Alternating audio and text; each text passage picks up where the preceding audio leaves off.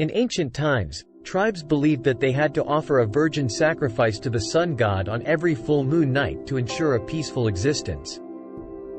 During the feudal era, men believed that women should only revolve around household chores instead of attending school. 500 years ago, people believed that the sun revolved around the earth. Just 200 years ago, white people still believed that if you had black skin, you were born to be a slave and deserved to be treated as a mere animal. Humans are not perfect, so human society is also imperfect. That's why you can always find numerous misguided beliefs in every era, yet everyone blindly follows them. Just as we shudder when looking back at the lives of people in past eras, I imagine that people in future eras will also mock us for the things we firmly believe in today. They will find it laughable how we let money and work define our lives. They will find it amusing how we hesitate to express gratitude towards loved ones while lavishing praise on unworthy societal figures. They will find it comical, or perhaps even shed tears when they see how we continue to destroy the environment while believing it has no impact on us. And now, here are some common misguided beliefs in today's society that, if I were to live a few centuries from now, I'm sure I would burst into laughter upon learning that our ancestors believed in them. But since I live in this era, I just want to contribute my small voice so that we can recognize our shortcomings and progress together. 1. Money can buy happiness. Many people believe that money can buy everything. The truth is, the most important things in life cannot be purchased with money. The assumption in our culture is that the more money you have, the happier you will be. The symbol we aspire to is wealthy businessmen stepping out of their Mercedes, or celebrities surrounded by thousands of cameras as they walk on the red carpet. If we see a privileged kid born into a wealthy family, we say to ourselves, "Look, that one was born at the finish line." That's why many people dedicate their entire lives to work, believing that when they reach the pinnacle of their careers, all problems will disappear, and they will attain everlasting happiness. Ironically, reality shows that many successful entrepreneurs we admire lead unhappy personal lives. Many praised celebrities have lives filled with so much suffering that they contemplate suicide. And those born into privilege still struggle with their lives just like us. Life consists of many challenges, and happiness comes from solving those challenges. Money is merely a tool to help you solve your problems more effectively. It cannot solve the problems for you. Money can help you buy a gym membership, hire a personal trainer, and eat nutritious food, but it doesn't make you healthier. What truly makes you healthy is your moderation in eating and your effort in exercising. If you have a lot of money but indulge in excessive drinking every day, you'll end up like Thor in Endgame. Money can provide better living conditions for your family, but it doesn't make your loved ones love you more. The bond in relationships is strengthened by your care shown through thoughtful gestures. You often come across millionaires in movies who give their children a lavish lifestyle but then shatter the illusion with abusive words and actions. If you never show concern for your loved ones, your family will always feel cold, no matter how much money you have. Those who consider money everything often destroys their own lives. Avicii exhausted his health in exchange for success in his career and became so depleted that he took his own life while at the peak of fame. Marilyn Monroe had nothing in her life except for her job. Despite having thousands of fans, she never felt loved, and in the end, she succumbed to a life of loneliness and sedatives. The reality is that the most important aspects of life, such as intelligence, health, relationships, life skills, and character, cannot be bought with money. Without money, life will be very difficult because you lack the means to meet basic needs. But having a lot of money doesn't mean you have everything. Consider money as a means to have a good life, rather than making it the sole purpose of your entire existence. If you're dedicating your entire life to your career and neglecting the important things, perhaps it's time for some reflection. 2. Wandering desires won't bring happiness. Many people believe that the more pleasures they indulge in, the happier they will be.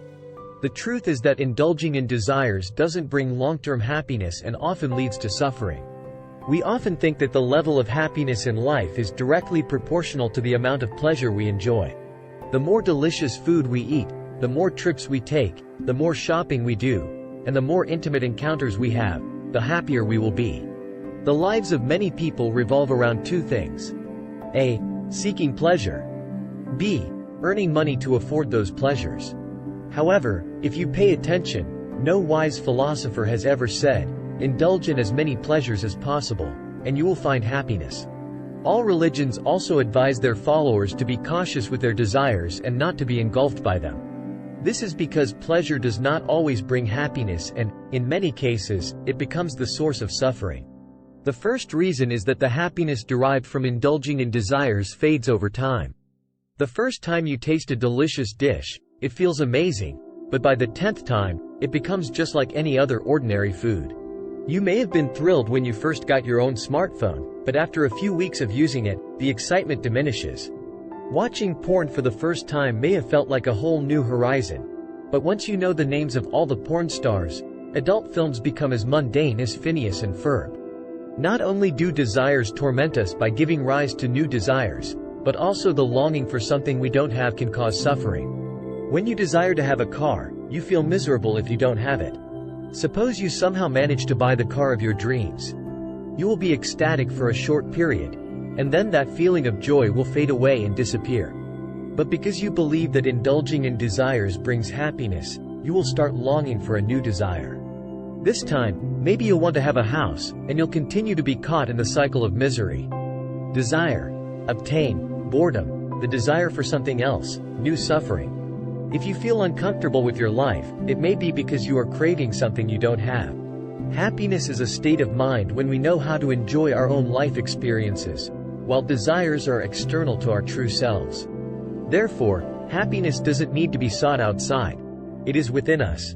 We don't necessarily need to indulge in desires, and indulging in desires doesn't guarantee happiness. Therefore, we shouldn't consider desires as our ultimate pursuit. We should only see them as incidental effects of living a righteous life. The belief that indulging in desires brings happiness is something that has been detrimental to human life throughout history, as it drags us into an endless cycle of suffering caused by desires. You don't have to go to the mountains to become a monk, but be cautious when indulging in desires. Otherwise, those very desires might be the ones ruining your life. 3. Everyone can become great.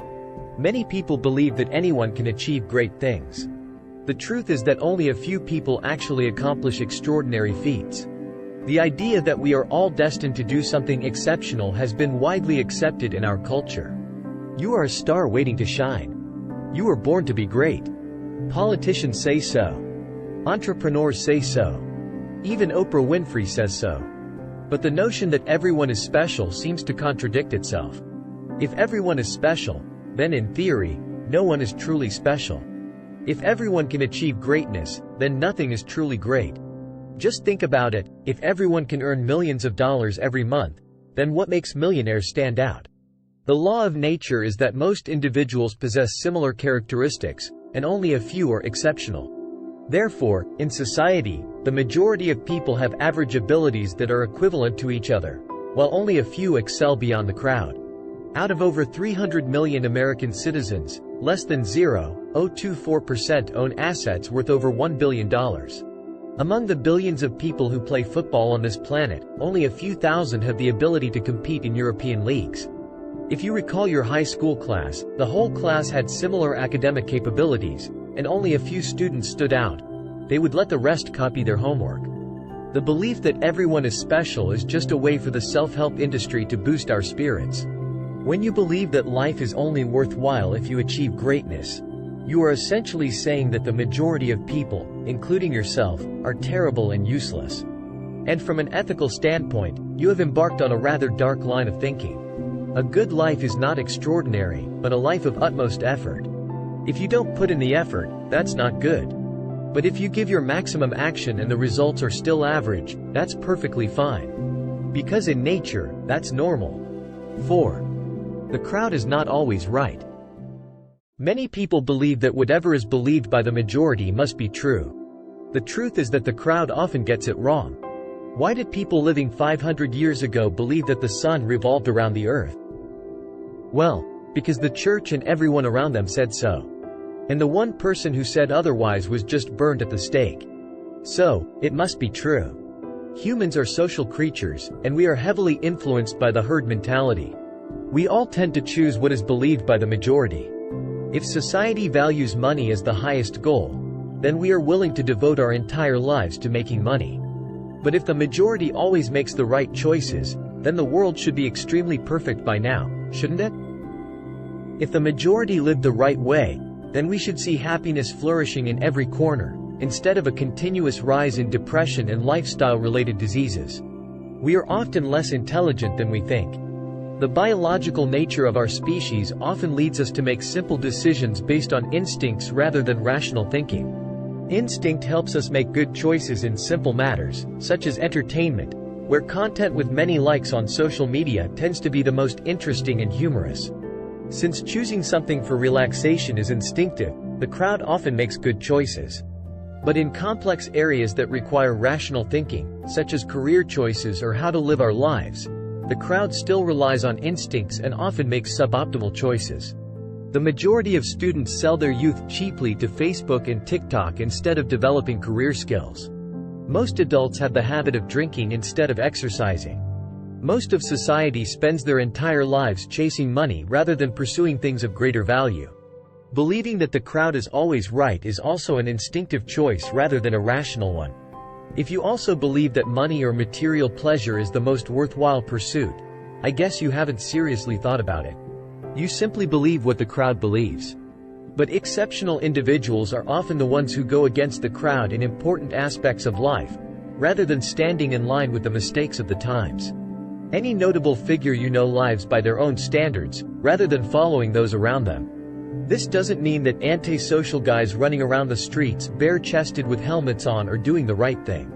But if you believe in something just because many people believe in it, you should think carefully about it, because the crowd is often not quite right. 5. Negative emotions are not bad. Many people believe that negative emotions are harmful. The truth is, negative emotions are an essential part of life.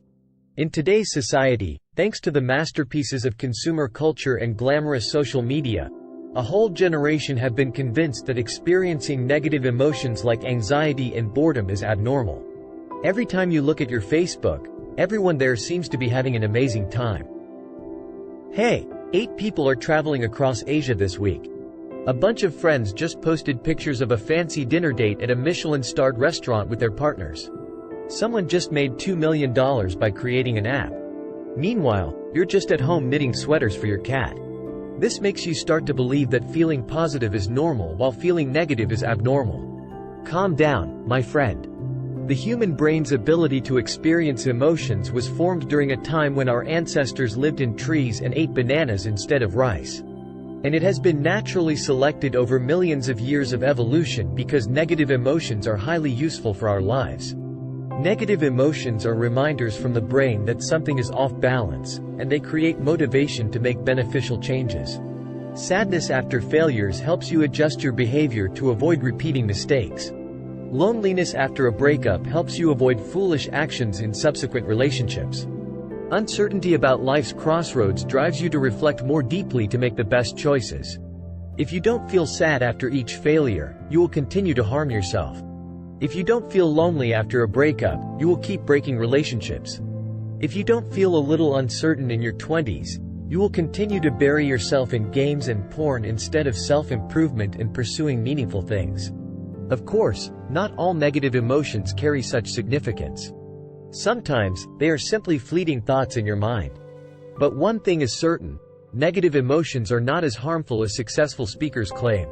When you believe that negative emotions are harmful and try to reject them, you only make them stronger. Downing 2 beers after heartbreak only intensifies the pain when the hangover wears off. Negative emotions will naturally fade over time. So the goal is not to chase them away but to develop an awareness of their significance. If you're feeling sad, what does this sadness mean? Is it signaling a problem you're facing or just a passing emotion? You need to recognize these things to make decisions about your actions. And then, just let the emotions fade away on their own. Thank you for watching, and we'll see you at the next one.